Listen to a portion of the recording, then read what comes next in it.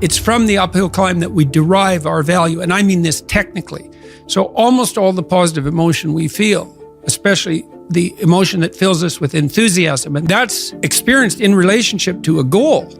And so in some sense, you want a goal that you can never attain. So you can always move closer to the goal that recedes as you move towards it. You think, well, that's frustrating. It's like Sisyphus pushing the rock uphill. But it's not, because as you pursue that goal, you put yourself together and your life does get better and richer and more abundant. And that's why the highest levels of virtue and goal are in some sense transcendent. You want them to be above everything you're doing so you can continually move towards something that's more sublime and better. That's what you are. You're here to live, not to sleep. And the problem with the vision of Mai Tais on the beach is that, well, first of all, that's a vision of drug-induced unconsciousness. Second, it's only going to work for about a week. Third, you're going to be a laughingstock in a month and depressed and aimless and goalless. You want a horizon of ever expanding possibility. And so it does happen to people because they've staked their soul on the attainment of an instrumental goal. And it can be a pretty high order goal, but then you think, now I'm there, now what? Well, the answer can't be, well, I'm going to live in the lap of luxury and never have to leave the face. What do you want to be, a giant infant with a gold bottle? You never have to do anything but lay in your back and suck. It's like, you see the problem with that as a conceptualization. It's no, you want to be like an active warrior moving uphill with your sword in hand. And that's dynamic, that's exciting. Peterson! These people that you're comparing yourself to, you don't really know very well. What that means is that you see their shiny outside, but you don't see the reality of their life. There's always people out there who are doing far better than you on pretty much anything you want to imagine. And if all you're doing is seeing yourself in their reflected light, let's say, then it's going to be pretty damn dismal. But it's not a good comparison because, well, first of all, there's danger in just comparing yourself to others, period, because they're not you. And God only knows what struggles they had to undertake to get to where they were, or what burdens they're currently carrying that you're not aware of. But you can certainly contrast yourself with yourself. And that's a lot better. It is the only way. Well, it's also the only way of really measuring anything approximating proper improvement. You can actually tell when you're a little better than you were yesterday. Right. And you can actually do that. That's another thing that's so interesting about it, is that you can actually make yourself a little better in some way, pretty much, well, I don't know if it's at every moment, but you can certainly do it every day. Be careful who you share good news with, because you want to share good news with people who are going to be genuinely happy for you, and be careful who you share bad news with, because that's equally tricky. You want someone who will listen to you when you're having trouble and allow you your grief. Beauty calls people to their higher being, I would say, and to make friends with beauty is to introduce yourself very carefully to one of the mysteries of life that make it worth living. There's never been a better time for the majority of people to be alive. And the future, although we're vulnerable and terrible things can always happen to us, it's hard to make a case that the future doesn't look comparatively positive. We're becoming extremely technologically sophisticated, and the world is changing at an incredibly rapid rate, and the only way we're going to be able to manage that in a positive way is if each of us, or as many of us as possible, are capable of making wise and careful and truthful decisions. And if we do that, then maybe things can continue to improve. You don't get people to stand up on their own 2 feet and to adopt responsibility if everything is given to them. And that's a real conundrum. You know, maybe you're in California, see someone speeding down the road in a convertible Porsche, and you think, oh man, what a lucky bastard. And the truth of the matter is that he's thinking about wrapping his expensive sports car around the next cement pillar that he comes close to. You know, you can't tell, and people have hard lives, and even people who are comparatively fortunate have hard lives. And the ideal that you're observing that makes you jealous and resentful is in large part an illusion that's created by your own mind. You have to be careful of what you're jealous of, because you don't really know what it is. And then the other thing that's kind of useful is to Well, to understand, you're quite different from other people, and you shouldn't be comparing yourself to them because they're not like you. They don't have your family. They don't have your temperament. They don't have your troubles. They don't have your abilities. The only person that has those is you.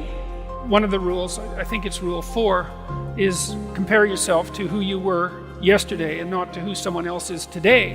And see, that's a game you can win. The possibility that you can make yourself slightly better on a continual basis is, I think that's something that's accessible to everyone. I think that's equivalent to leading a virtuous life. And there is something to be said for virtue and truth. And that is one thing. Another thing that I've noticed about people who've been phenomenally successful is that they really do everything they can to live a truthful life. And you can get a bloody long ways by being honest. You got to know that there are differences in intelligence. It's really important. If you go into a job and you're not smart enough for that job, you're going to have one bloody miserable time. And you're going to make life wretched for the people around you because you won't be able to handle the position. But what you really want to do, as far as I can tell, if you want to maximize your chances for both success and let's say well-being, is you want to find a strata of occupation in which you would have an intelligence that would put you in the upper quartile. That's perfect. Then you're a big fish in a small pond. And you don't want to be the stupidest guy in the room. It's a bloody rough place to be. And you probably don't want to be the smartest guy in the room either, because what that probably means is you should be in a different room.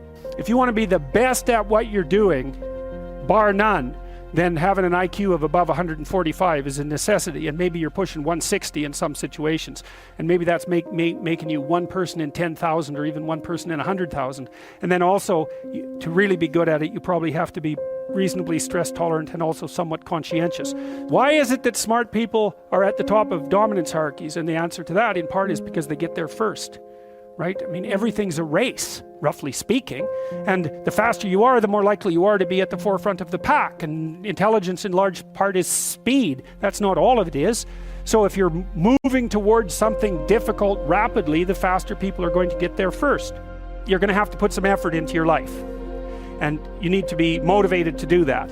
And so what are the potential sources of motivation? Well, you could think about them in the big 5 manner. If you're extroverted, you want friends. If you're agreeable, you want an intimate relationship. If you're disagreeable, you want to win competitions. If you're open, you want to engage in creative activity. If you're high in neuroticism, you want security. Okay, so those are all sources of potential motivation that you could draw on, that you could tailor to your own, your own personality. But then there are dimensions that you want to consider your life across. And so we ask people about, well, if you could have your life the way you wanted it in 3 to 5 years, if you were taking care of yourself properly, what would you want from your friendships? What would you want from your intimate relationship? How would you like to structure your family? What do you want for your career? Well, how are you going to use your time outside of your job? And how are you going to regulate your mental and physical health, and maybe also your drug and alcohol use, because that's a good place to auger down. And that tangles in your incentive reward system. We talked about the dopaminergic incentive reward system, and that's the thing that keeps you moving forward. And the way it works is that it works better if it produces positive emotion when it can see you moving towards a valued goal. Okay, well, what's the implication of that? Better have a valued goal, because otherwise you can't get any positive motivation. Most creative people fail at producing their creative product and monetizing it. Right? So your default position, if you're a creative person, is you're going to fail. And that's because it's hard to come up with something new, and it's hard to present it to the market at the right time, and it's hard to market it. Like, those things are really, really difficult. And so what successful entrepreneurs do is they just keep doing it over and over and over and over and over and over and over. And eventually, if they're fortunate, one of their ideas happens to hit the right place at the right time. Even if your idea is good, that doesn't mean it will be successful. There's so many things that have to be taken into account. So this is partly why persistence, and that's part of conscientiousness, is so useful. It's like persistence is helpful because it enables you to run many, many experiments. And you need to know that the baseline is failure. It's important, because otherwise you'll blame that on yourself. And some of that's useful because there's probably some things that you could improve about yourself, but it's very difficult to go from 0 to 1. what should happen when you go to university is you should learn how to think and formulate arguments. You should learn to think, speak, and write. That's what the humanities are for. They're to make you dangerous, right? Because if you can think and speak and write, you're deadly. In a complex job, you're exactly what's necessary. There's nothing you can possibly do to become more deadly than to improve your facility with language. And the way you do that is by reading, especially great things, and by writing, and by thinking, and by speaking, for that matter. But how could that not be viewed as absolutely central to what education is about? You want to be inarticulate and stumble over everything that you try to think and communicate? Yeah. How are you going to get anywhere? You don't even know who you are under those circumstances. You're this massive feeling that's expressing itself, maybe in violence because you can't find the words. And you stumble around and bump into things, and you're clunky and dull, and you're not witty. You don't sparkle. So let's say you take the example of a SEAL who's got it all, but this literacy. What happens to him compared to someone who has all those skills? If he can't write well, and he's in charge of 6 guys, and one of those guys works hard or does something that deserves to be recognized, this is the responsibility of that leader to write that person an award. Okay, so he can't reward his good workers, his good soldiers. He can give him a pat on the back, but a pat on the back isn't going to get him promoted. An award is actually worth some points towards your promotion. And the people that are on that board that are giving that reward, they're never going to meet that leader, and they're definitely not going to meet that guy. There's no bias. It's based on this piece of paper that you hand in. You hand in this piece of paper, they read the piece of paper, and they say award approved or award not approved. Mm-hmm. Or you want to do a mission, and you send that up the chain of command, and it's the same thing. It gets to a certain point where they're just looking at it and reading and trying to decipher this pile of junk that you put together. And by the way, if I'm in charge and Jordan sends me a concept of operations that doesn't make any sense, why would I possibly let you go out and execute an operation that I can't even understand what it is you're trying to do? Because what I observed in my own career, and it's so interesting, the parallelism is so interesting but not surprising, is that nothing can stop you if you can write. And it's for the reasons you just laid out. It's like when you write, you make a case for something, whatever it happens to be. And if you make the best case, well, then you win and you get whatever it is that you're aiming at. And so you're adventurous, you want to make a mark, is you bloody well better learn how to write. Because if you learn how to write, well, then you can think and you can communicate your thoughts. So not only are you deadly strategically, you become extremely convincing. And then you can go and do anything you want and no one will stop you. And that's never told to people. And I don't really understand why. You hear the pen is mightier than the sword, which is just a cliche unless it's fleshed out. There's a book. It's a book called About Face. It's about a guy that was in the Korean War and then he was in the Vietnam War, and his name is Colonel David Hackworth. When I was on deployment, I would open up that book anywhere, and I would read 2 pages or 3 pages before I'd go to bed if I was in my bed that night. And there were so many lessons that correlated to what I was actually going through. And a real obvious example was when you read, you can learn, and you don't have to go through the school of hard knocks. You don't have to get punched in the face repeatedly with things that turn out to be situations that other people have absolutely gone through.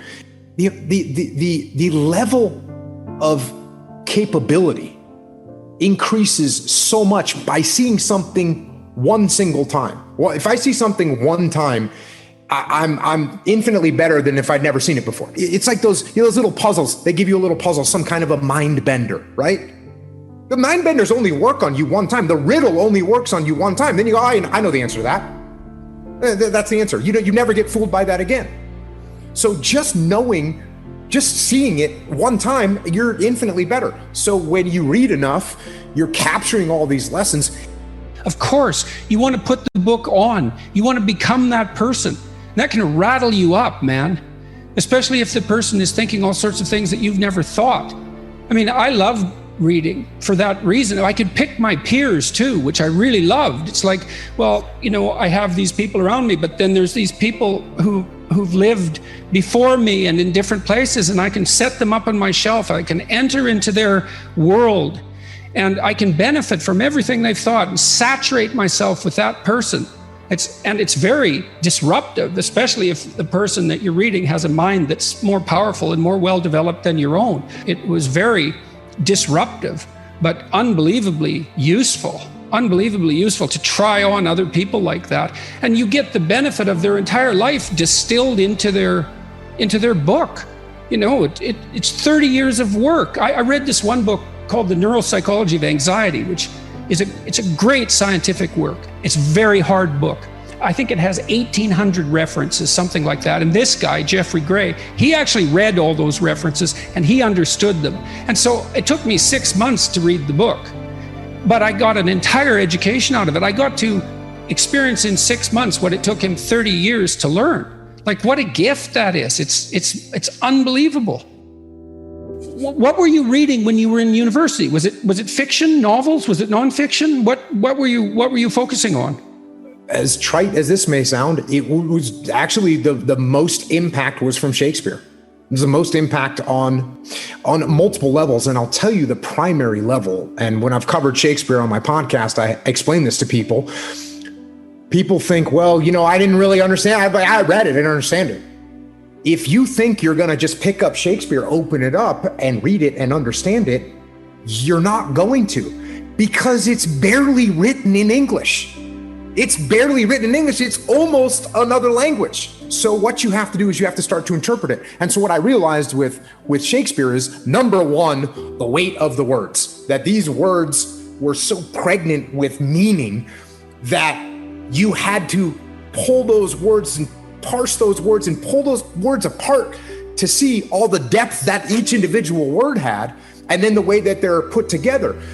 And what was great about this was, by the time I was back, because then I went right back into the SEAL teams, and somebody would hand me a rules of engagement document that was written by some lawyer in Washington, D.C., and I'd pull it out and say, wait a second, this word, I don't know what this word means. So let's pull this word out. Let's see what this actual definition of this particular word is, and how that changes my viewpoint of these rules of engagement, and how can I translate that for my troops so that they actually know what to do.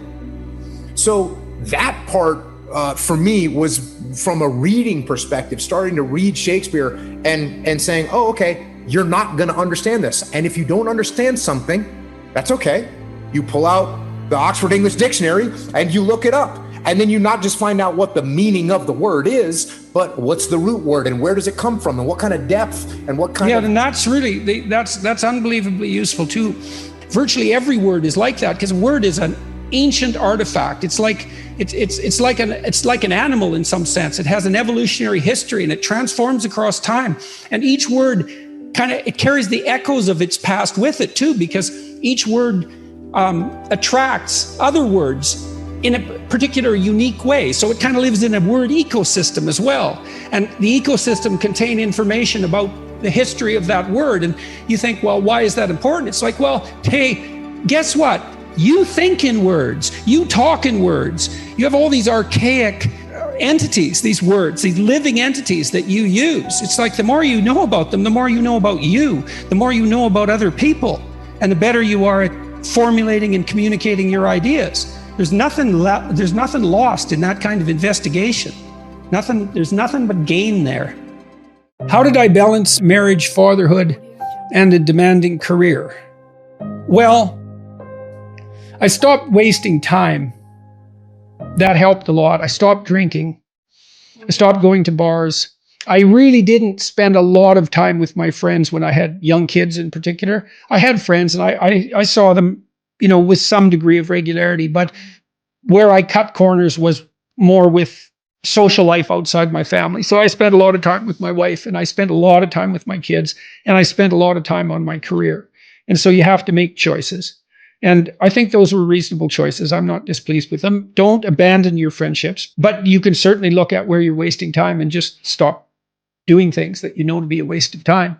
So, and I did. The funny thing is, if you're trying to stop drinking, you need something better than alcohol. And alcohol is pretty good. So you better find something a lot better, man. Yeah. And then estimable people do estimable things. It's like, yeah, well, you want to figure out You want to figure out something that you're doing with your life that's worth not getting drunk and screwing up, because that's fun. I concentrated on my marriage and making time for it. I concentrated on spending time with my kids consciously, and I concentrated on developing my career. Those were the three elements of my life. And I had some time left over for creative pursuits and for friends, but most of it was a matter of getting rid of time wastes of any sort, and I just pushed that out of my life, day after day until I wasn't wasting any time, or virtually no time. And, I've asked my undergraduates frequently how much time they waste per day, and general estimates are like 6 to 8 hours of time they regard themselves as wasting. Like, that's a whole career right there, right? So if you just stop wasting time, you can do a tremendous amount, especially if you also try to maximize efficiency. And I always found that incredibly motivating. A motivating game. How much can I do in the least amount of time possible? That's fun to try to do that, as far as I'm concerned. Because if you're starting to put your life together and you have friends that object, those are not friends. Those are just people you know. They're not friends, because a friend is someone, this is one of the hallmarks of a friend. Here's 2 hallmarks. Mm-hmm. A friend is someone you can tell bad news to, and they won't tell you why you're an idiot, and they won't interfere with your suffering. They'll just listen, and maybe they'll suffer along with you. Okay, so you can tell bad news to them, and they won't tell you some worse thing that happened to them. They'll listen, and they'll suffer along with you. But a friend is also someone you can tell good news to, and the friend will say, wow, in this vale of tears, something good happened to you. Great, man. Congrats. I'm wonderful. It's rare. It's unlikely. Good for you. I hope 10 more things like that happen. And they're not envious, and they're not jealous, and they're not one-upping you. And if you're trying to get your life together, if you're trying to get your life together and your friends get in the way, that's actually real useful for you, because you've now identified who your friends aren't. And you might think, well, I can't give them up. It's like, oh, yes, you can. And not only can you should, and it would be better for them. Because if they're aiming down and they want you going down with them, there's nothing good about what's happening to them, and there's certainly nothing good about that for you. You might say, well, why do people drink too much? It's like, if you like alcohol, that's a stupid question. Yeah. Right? It's like, why do people drink too much? Well, because it's great. Yeah. It's like, okay, so why stop? Well, you do stupid things when you're drunk. You hurt yourself. You compromise your health. It's really hard on the people around you. You tend to turn into a liar, and it screws up your life. Yeah. It's like, yeah, but it's pretty fun. Yeah, well, it is. But you need something better than that. And what's better isn't being straight and not making mistakes. It's like, that's all prohibition in some sense. What's better is, no, you need an adventure, man. You need to get out there and have something to do. Yeah. And something worth waking up for. And that's the substitute for the addiction. Actually, the addiction is the substitute for that, if truth be known. You need to be afraid of the right thing, and you should be afraid of contaminating your soul with deceit. That's what you should be afraid of. That will definitely do you in. And I know exactly how. What happens is, garbage in, garbage out, the old programmer saying goes. And so you'll fill your head with nonsense and no one will call you on it except you. But you can still that voice if you try hard enough. You just wait until you get in real trouble. One day there'll come a point where you have to make a decision. And the decision is the difference between life and death, or worse, between someone else's life and death, or worse, between health and the suffering that's worse than death. And because you've compromised yourself to such a degree, you will not be able to rely on your judgment, and you will make the mistake you shouldn't make. And then you're done. And that will absolutely happen. Approach it voluntarily. Carefully, but voluntarily. Don't freeze and run away. Explore. Instead, you expose yourself to risk, but you gain knowledge. And you wouldn't have a cortex that, is ridiculously disproportionate if, as a species, we hadn't decided that exploration trumps escape or freezing. It's like, we explore. That can make you the master of the situation, so you can be the master of something like fire instead of just being terrified about it. So, and one of the things that's absolutely phenomenally fascinating, I think, is that one of the things that the Hindus do in relationship to Kelly is offer sacrifices. You say, well, why would you offer sacrifice to what you're afraid of? Well, it's because that is what you do. That's always what you do, is you offer up sacrifices to the unknown in the hope that good things will happen to you. So in a sense, you're faced with something terrible. The uncertain future, that faces all of you, right? Something you're afraid of, no doubt. I mean, how many of you are worried about your future? Yeah, why?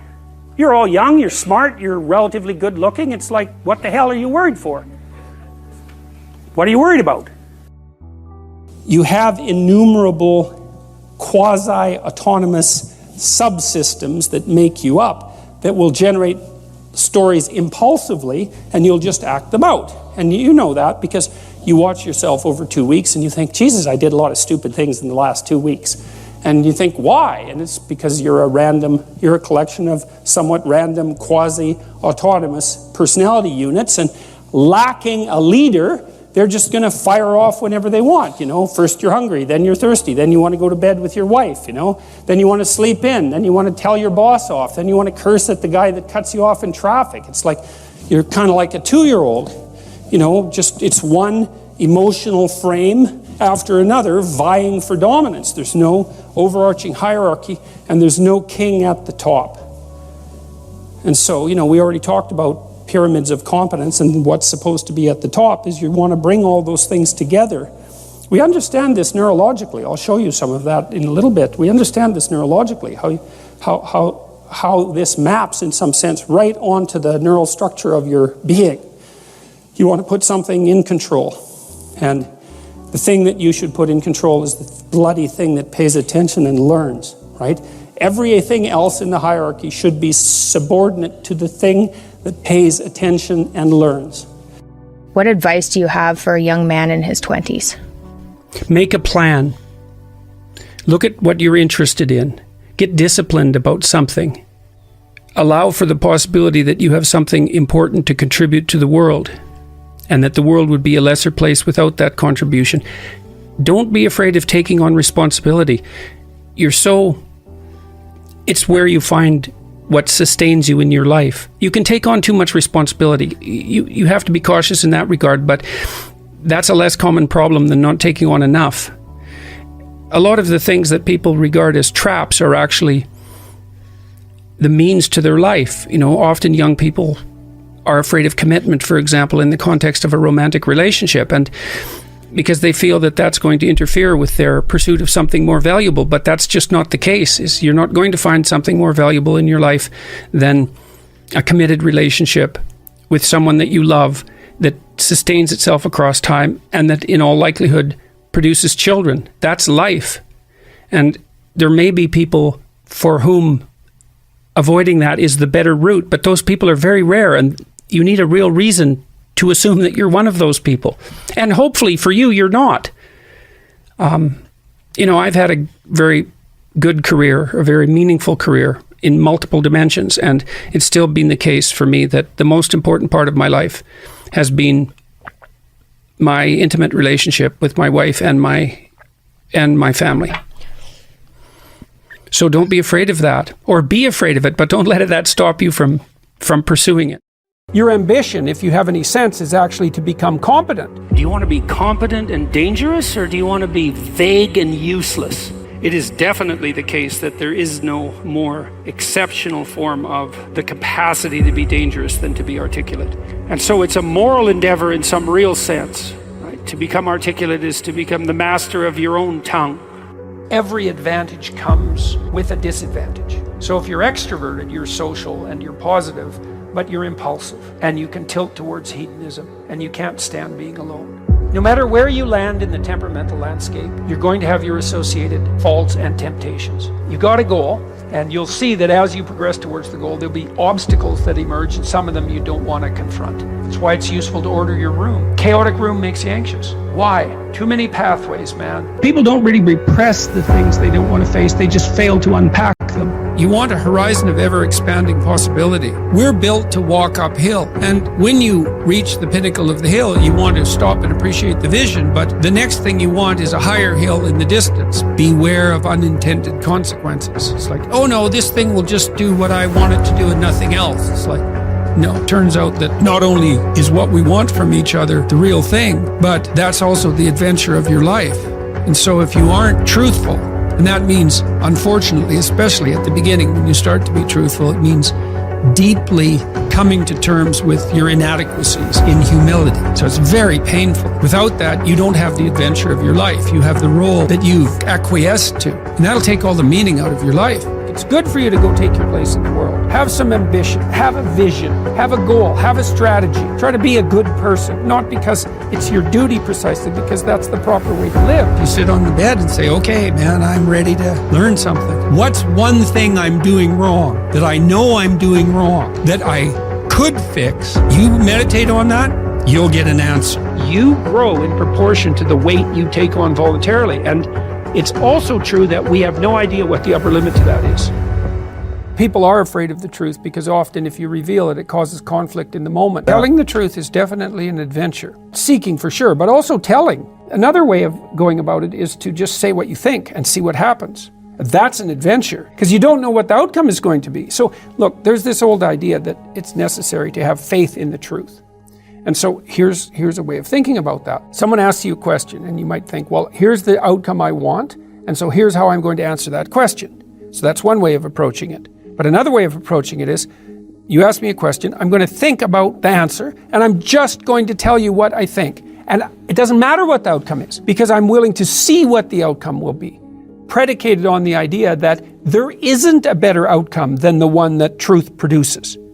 Even if it's harsh and terrible in the short term, and sometimes it is, it's like there isn't a better way of doing it. Now, you might say, well, how do you know that? And the answer is, well, I don't know that. That's why it's an article of faith. Because I believe, and I believe this deeply, the being that you produce as a consequence of telling the truth is good, by definition. Even though it's harsh and often uncomfortable, because you get in trouble. One of the things that I've really learned recently, or learned to articulate better, is that there's a very tight relationship between aspiration and responsibility. The first question might be, do you need to aspire to something? And the answer is, well, yes, because you have to do something. If you just sit there, you'll die. You can't just sit there. You have to go act out in the world. Okay, so act towards what? Well, that's whatever your aspiration is. You have to have an aim. Okay, well, what should the aim be? Well, it should be something worth doing, let's say. Why do something that you don't feel is worth doing? What do you think's worth doing? Well, if you watch other people and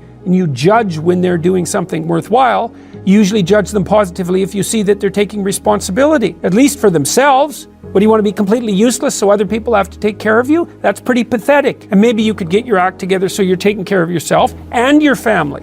And maybe you could even do better than that and take care of yourself and your family and your community. Well, good for you. That's responsibility, and that's an aim. Well, here's one of the things that's cool about that, is that your life doesn't have meaning without aspiration or an aim. Okay, so you need a hierarchy of values. There's got to be something at the top. It's got to be something important. If you don't have that, your life doesn't have any meaning. So if you criticize the hierarchy, or even the idea of hierarchy, you destroy the idea of aspiration, and then people have nothing. Well, that's not helpful. People are built for a struggle and they're built for a weight, and you want to take on a heavy burden voluntarily. See if you can put yourself together. See what you can do out in the world while you're waiting to die. It's an all-in game. It better be worthwhile. It took me a long time to understand that belief regulated emotion. So what happens is that if you act out your identity, if you act out your beliefs in the world, and what you want doesn't happen, what happens is that your body defaults into emergency preparation for action. And the reason for that is you've wandered too far away from the campfire, and now you're in the forest, and maybe you're naked. And so what do you do then? And the answer is, well, you don't know what to do. So what do you do when you don't know what to do? And the answer is, you prepare to do everything. And the problem with that is that it's unbelievably draining psychophysiologically. Like, it hurts you. And there's an immense physiological literature detailing the cost of exactly that kind of response.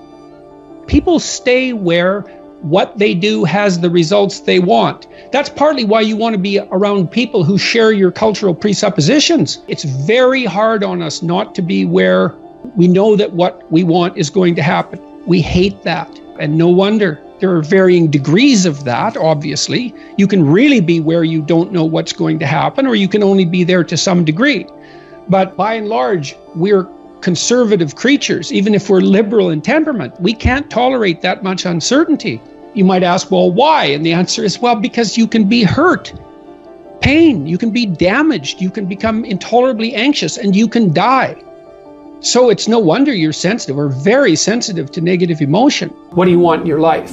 It's a very hard question to answer. You're going to have to put some effort into your life. Set up some aims for yourself, goals that you actually value. You need to be motivated to do that. If you're extroverted, you want friends. If you're agreeable, you want an intimate relationship. If you're disagreeable, you want to win competitions. If you're open, you want to engage in creative activity. If you're high neuroticism, you want security. So now you've got your thing to aim at. Think, well, I'm motivated because I got my thing to aim at. Yeah. It's like you're not as motivated as you could be because you don't yet have your thing to run away from. Because if you really want to be motivated, you want to be going somewhere and you want to be not going somewhere else. You got to aim at something, otherwise your life is meaningless. Well, what should you aim at? Well, pick something, aim at it. As you move toward it, you'll get wiser. Then maybe your aim will change. That's okay, but at least it'll change in an informed way. Discipline yourself in one dimension. See what happens. In some sense, life is a game. The analogy is that in life, like in sports, you're setting forth an aim and then arranging your perceptions and your actions in pursuit of that. And that you also generally do it while cooperating and competing with other people. Right. So that's also the game-like element as well. Okay, so once you get your goal structure set up, you think, okay, if I could have this life, looks like that might be worth living, despite the fact that it's going to be anxiety-provoking and threatening, and there's going to be some suffering and loss involved and all of that. The goal is to have a vision for your life such that, all things considered, that justifies your effort. Put yourself in the right frame of mind. Treat yourself like you're someone responsible for helping. You're someone that you are responsible for helping. So what that means is you have to start from the presupposition that despite all your flaws and insufficiencies, that it's worth having you around and that it would be okay if things were better for you. It's like if you want to have everything you could possibly want and more, then be a good person. The better a person you are, the more likely that is to happen. That doesn't mean that you're completely protected against getting cut off at the knees, but there's no better strategy. Then what do you do? Well, then you turn down to the micro routines. It's like, okay, well, this is what I'm aiming for. How does that instantiate itself day to day, week to week, month to month? And that's where something like a schedule can be unbelievably useful. Google Calendar. It's like, make a damn schedule and stick to it. Okay, so what's the rule with the schedule? It's not a bloody prison. That's the first thing that people do wrong. They say, well, I don't like to follow a schedule. Well, it's like, well, what kind of schedule are you setting up? Well, I have to do this, then I have to do this, then I have to do this, you know, and then I just go play video games, because who wants to do all these things that I have to do? It's like, wrong. Set the damn schedule up so that you have the day you want. That's the trick. It's like, okay, I've got tomorrow. If I was going to set it up so it was the best possible day I could have, practically speaking, what would it look like? Well, then you schedule that, and obviously there's a bit of responsibility that's going to go along with that, because if you have any sense, one of the things that you're going to insist upon is that at the end of the day, you're not in worse shape than you were than at the beginning of the day, right? Because that's a stupid day. If you have a bunch of those in a row, you just dig yourself a hole and then you bury yourself in it. It's like, sorry, that's just not a good strategy. Now it's okay, now you got your vision. You're trying to get through a territory you don't understand. And here's your option. No map, a map that's not so good but has some things about it, or a great map. Well, obviously the great map is the thing you want, but the map that's something is way better than the map that's nothing. Plus, as you explore, because of your map, you can start to fill in the details. Let's say you aim at something and you develop some skills along the way, and then you get like a third of the way there and you think, oh, that's not for me. It's like, well, yeah, fair enough, but now you've still got the skills you developed. You know exactly why it's not for you now. And then you can bring that wisdom back, even though it's not perfect, you can bring it back to your next plan. And so as you plan, you get better at planning, which is the crucial thing. So then we say to people, well, take your positive vision and make it into 8 stateable goals, right? So, and then rank them in a hierarchy, break the goals into incremental goals so that you have a reasonable probability of succeeding within some time frame. That's the other thing. You have to parameterize it with regards to time frame. That's right. And when you're in the zone, you're expanding your skills in a manner that's intrinsically rewarding because you're succeeding. And so you want to set, if you're good to yourself, you think, okay, I need to set a goal, but I need to set a goal that someone as stupid and useless as me could probably attain if they put some effort into it. Right. And then you've got it perfectly, because it's not so high that it's grandiose or impossible that you fail necessarily and then justify your bitterness. Well, I set a goal and I didn't attain it, so I'm not going to set any more goals. Right. It's like, no, you set a goal that was inappropriate and you're playing a trick on yourself because you wanted to fail so that you could justify not having to try, which isn't helpful. You're still going to be a victim. It's like, there's no way out of that, man. So, because life is a challenge that in some sense can't be surmounted. So there's no way out of your problem. But there are certainly proper ways of dealing with it. And then the next thing is, okay, you need a rationale for them because you're going to have doubts and people are going to put up obstacles. Why would it be good for you? Okay. Why would it be good for your family if you attained that goal? Why would it be good for the broader community? Because if it's a good goal, it should be good for you. That's fine. But if it's a really good goal, it should be good for you in a way that's good for other people. Win-win-win. Yes, exactly. And if you're going to decide what your goals are, why not set up the ones that benefit the largest number of people simultaneously? Yeah. Yes, if you can do that. You should start with your own concerns because you have to take care of yourself. Basic needs first. Yes, put your own Family. Oxygen mask on, then put your child's oxygen Community. mask on. Yeah, right. And then you can, as you build up the basis of competence locally, you might develop enough skills so that you can expand that outward. And it also gives your goal a certain amount of nobility. And so if someone challenges you and says, well, why are you doing that?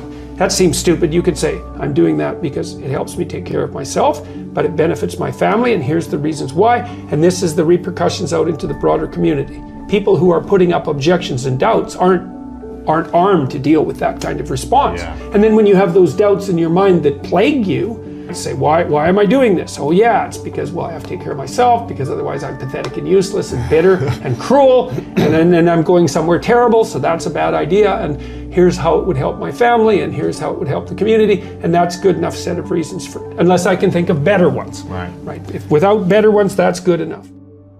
When the unknown emerges, you tend to experience anxiety. And then there's the known, and I define the known very specifically and very carefully. The known is the place you are when what you're doing produces the results you want. And I say want because that brings motivation and emotion into the game. So you're motivated to pursue something. You pursue it, and what you want happens. Not only do you get what you want, but you get validation for the structure that governs your perceptions and your actions. If you gaze into the abyss long enough, you see the light, not the darkness. I'm betting my life on it. Bring it on. The adventure along the route, man. And I would say, where's that adventure to be found? You don't want someone else's fate. Man, your fate's enough. And your adventure's enough. It's plenty. It's more than you can ever fully realize. And so that's also part of the reason that we all believe that the individual has some intrinsic dignity. It's don't be so sure that your position and your room is so damn trivial. It might be your attitude towards it that's trivial. And if you're in dire straits and dire circumstances, just look at how much opportunity you have to make things better. Well, maybe the same thing's true of life, right? You bind yourself to it. And the tighter you bind yourself to it, the more you find out what it is. And that's like a radical embrace. We're built to walk uphill. And when you reach the pinnacle of the hill, you want to stop and appreciate the vision. But the next thing you want is a higher hill in the distance, because it's from the uphill climb that we derive our value. Almost all the positive emotion we feel, especially the emotion that fills us with enthusiasm, that's experienced in relationship to a goal. And so in some sense, you want a goal that you can never attain. There's nothing that makes you more formidable than verbal competence, than being able to articulate, be able to think, to marshal your arguments, right? Aim yourself in one direction. And you might say, well, I've gone halfway down this path and I found out it's wrong. Well, how do you distinguish that from just giving up? Well, that's a really hard question, right? It's a moral hazard. But then the absolute is, yeah, but you have to play one of them. You have to learn to play one of them. You have to become an expert at least one of them. And then that's not a relative proposition. And I believe that's true. So you want to commit to something. And then when you commit to something, you require yourself to bring all of your disparate components moving in a single direction, united in a single direction. So it's a unifying act. You said that a harmless man is not a good man. A good man is a very dangerous man who has that under voluntary control. How should people become more dangerous? Oh, becoming more articulate is definitely, I would say, that's the primary array of weapons. I mean, physical prowess is something, and it's not nothing, that physical confidence that comes along with that as well. But the same thing replicated at the level of the ability to communicate and to think, that's a way broader field of battle and opportunity. In a world with seemingly infinite options, it can be challenging to decide on the best course of action for one's life. Peterson suggests that a useful approach is to focus on what bothers you or what you find most challenging. These discomforts or challenges can be an indication of where one should focus their time and energy. By leaning into what is difficult or uncomfortable, individuals can discover their strengths and find direction in their lives. Be honest with yourself about your interests, abilities, and limitations, and pursue the path that aligns most closely with your values and passions. There's a lot of things you could be bothered by. Like a million things, man. But some things grip you. They bug you. And they might make you resentful and bitter because they bug you so much. Like, they're your things, man. They've got you. So then I look for a question that I would like the answer to. I would really like the answer to it, so I don't assume I already have the answer. Because I would actually really like to have the answer. So if I could get a better answer, great. And so that's the first thing. And that's like a prayer. It's like, okay, here's a mystery. I would like to delve into it further. Well, so that's humility. It's like, here's a mystery, which means I don't know. I would like to delve into it further, which means I don't know enough already. And then comes the revelation. It's like, well, what's a revelation? Well, if you ask yourself a question, it's a real question. Do you get an answer or not? And the answer is, well, yeah, thoughts start to appear in your head. So from somewhere. That's right, from somewhere. Where do they come from? Do you have a sense? Depends on what you're aiming at. It depends on your intent. So imagine that your intent is to make things better. Then maybe they come from the place that's designed to make things better. Maybe your intent is to make things worse. Then they come from hell. Jordan Peterson is adamant about the importance of setting goals in life and the need to embrace the difficulty that comes with pursuing them. Peterson emphasizes that while it's acceptable to change your direction in life, it's essential not to make it easier for yourself. Instead, he suggests that it's crucial to challenge yourself continually and strive for greater accomplishments. He highlights the importance of goal setting as a powerful tool for personal growth and development, and encourages people to embrace the challenges that come with pursuing their dreams. Because it's inappropriate to continue in a direction you now realize to be wrong, but it's also inappropriate to give up and use that rationalization as an excuse. And how do you distinguish? Especially seeing as we're not transparent to ourselves. Well, right, exactly. So that is genuinely a moral hazard. So one of the principles that I tried to abide by in my therapeutic discussions was, you can change course as long as the next thing you do is equally or more difficult.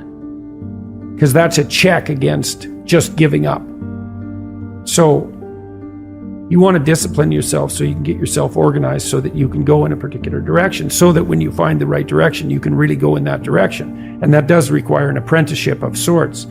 And it might not matter in some sense exactly what the apprenticeship is, as long as it is rigorous. You want a goal that you can never attain, so you can always move closer to the goal that recedes as you move towards it. You think, well, that's frustrating. It's like Sisyphus pushing the rock uphill. But it's not, because as you pursue that goal, you put yourself together and your life does get better and richer and more abundant. And that's why the highest levels of virtue and goal are in some sense transcendent. You want them to be above everything you're doing so you can continually move towards something that's more sublime and better. That's what you are. You're here to live, not to sleep. And the problem with the vision of Mai Tais on the beach is that, well, first of all, that's a vision of drug-induced unconsciousness. Second, it's only going to work for about a week. Third, you're going to be a laughingstock in a month and depressed and aimless and goalless. You want a horizon of ever-expanding possibility. And so it does happen to people because they've staked their soul on the attainment of an instrumental goal. What's your time worth? You're a university student. Well, it's certainly worth minimum wage, because obviously, but it's worth way more than that, because if you spend a productive hour when you're 20, then you gain the benefits of that hour for the rest of your life. So there's the compounding effect of time spent when we were young. So I say, well, let's assume your time's worth $50 an hour, which I think is an underestimate, but whatever, let's call it 50. We can call it 25, but we'll call it 50. If that's $2,000 a week you're wasting. It's $100,000 a year. It's like, how much better would your life be if you weren't wasting $100,000 a year? The Da Vinci Code, everyone liked that. It sold a lot. And it was full of little mysteries, and it was full of hints that there was more to the world than you think, and which is definitely true. And that, there was a way of getting access to that knowledge, and that it would really be worthwhile. And people like that, they like that idea. And the reason for that is because it's true. Some people have traced fairy tales back, more than 10,000 years. And so they're part of an oral tradition. And oral traditions can last for tens of thousands of years. And, a story that's been told for 10,000 years is a funny kind of story. It's like people have remembered it and obviously modified it. It's like the game of telephone, where I tell you something and you whisper it to the person next to you and so on. It's like a game of telephone that's gone on for, 1,000 generations. And all that's left is what people remember. And maybe they remember what's important, because you tend to remember what's important. It isn't necessarily the case that you know what the hell it means. You don't know what music means, but that doesn't stop you from listening to it. You don't know, generally speaking, what a movie that you see or a book that you read means, not if it's profound. It means more than you can understand, because otherwise why read it? Learn to write. I'm dead serious. I'm dead serious about that. Because writing is formalized thinking. And so the way you write is, first of all, you need a problem. Because why write if you don't have a problem? So this is good advice if you're just writing an essay, by the way, for your classes. It's like, pick a bloody problem that you want to write about, because otherwise it's false right from the start. It's up to you to engage with the material until you find something that grips you, that you desire to investigate. Okay, so you need a problem. Well, the next thing you need to do is, you need to have something to say about the problem. So, reading is really good for that. Read as much as you can, get your hands on that addresses the problem. Okay, so now you know a bunch of things, or at least provisionally, you at least have access to them. Well, now you start sorting through it. It's like, okay, well, maybe I need to summarize what I've learned. And then I need to iron out the contradictions between what I've learned. And I need to elegantly formulate that. And I need to get my word choice right, and my phrase choice right, and my sentence choice right. And I need to organize the sentences into proper paragraphs, and the paragraphs into proper sequence, so that I have a coherent argument. And at the same time, what you're doing is you're integrating your own personality at the highest and most abstract level of organization. And you're sharpening your tools, and you're putting yourself straight, because you're learning to think. You learn to do that by writing. Many, many years. You hone your words. They're the most powerful thing about you, bar none. If you are an effective writer and speaker and communicator, you have all the authority and competence that there is. And so you're at university. Maybe you're taking a humanities degree. Well, what's the humanities degree for? It's to teach you how to think. You learn to think by writing. Now, there's more to read, to speak, and all of that, but the best thing you can do is read and write every day, a couple of hours every day. Write about things you find important, and see if you can discover what you believe to be true. And that'll build you a foundation. And it's unbelievably practical. Like, if you look at people who are phenomenally successful across life, there's various reasons, but one of them is that they're unbelievably good at articulating what they're aiming at, and strategizing and negotiating and enticing people with a vision forward. It's like, get your words together, man. That makes you unstoppable. And that's really that's the core of the humanities, that idea. Just get your words together. Make yourself an articulate creature, and then you're deadly in the best possible way. So, and take that seriously. The best thing you can do is teach people to write, because there's no difference between that and thinking. And one of the things that just blows me away about universities is that no one ever tells students why they should write something. It's like, well, you have to do this assignment. Well, why are you writing? Well, you need the grade. It's like, no, you need to learn to think. Because thinking makes you act effectively in the world. Thinking makes you win the battles you undertake. And those could be battles for good things. If you can think and speak and write, you are absolutely deadly. Nothing can get in your way. So that's why you learn to write. It's like, and I can't believe that people aren't just told that. It's like, it's the most powerful weapon you could possibly provide someone with. And I mean, I know lots of people who've been staggeringly successful and watched them throughout my life. And those people, you don't want to have an argument with them. They'll just slash you into pieces. And not in a malevolent way. It's like, if you're going to make your point and they're going to make their point, you better have your points organized, because otherwise you are going to look like and be an absolute idiot. You are not going to get anywhere. And if you can formulate your arguments coherently and make a presentation, if you can speak to people, if you can lay out a proposal, God, people give you money, they give you opportunities, you have influence. That's what you're at university for. And so that's what you do. So you're in English, right? And yeah, in languages anyways. It's like, yeah, teach people to be articulate, because that's the most dangerous thing you can possibly be. So, and that's motivating if people know that. It's like, well, why are you learning to write? Because here's your sword, here's your M16, right? Here's your bulletproof vest. Like, you learn how to use them.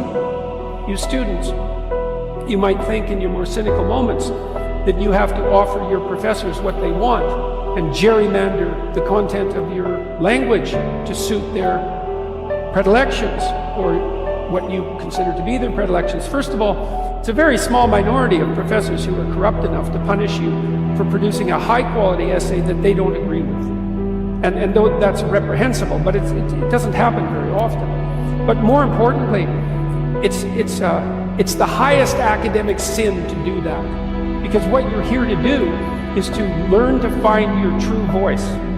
And every time you deviate from that for expedient reasons, you corrupt yourself. And not in a trivial way, because when you formulate your arguments, that becomes a permanent part of your character. You carry that with you. It becomes part of the structure through which you view the world, and it guides your actions. And so you hold your words pristine, and you work in a dedicated way to become as articulate and clear as you can possibly become. And there's nothing that's more practical and noble than that at the same time. If you come out of here able to speak and think and write, no matter where you go, like you're headed for the pinnacle, and hopefully in a way that's positive for everyone.